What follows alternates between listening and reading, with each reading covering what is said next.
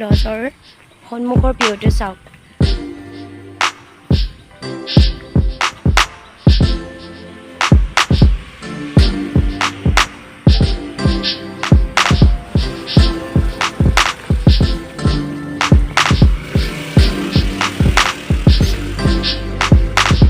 ধুনীয়া।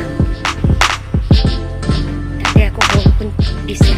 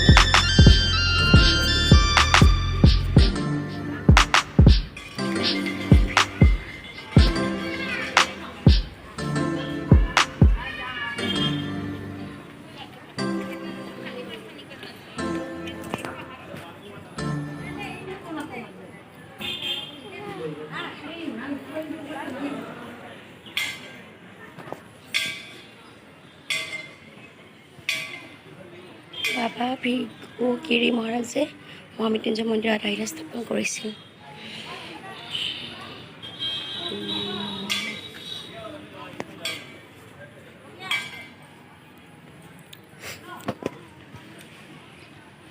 এইজন হৈছে মহামৃত্যুঞ্জয় মন্দিৰৰ আধাৰশিলা স্থাপন কৰা ব্যক্তি বাবা ভিগু মহাৰাজ।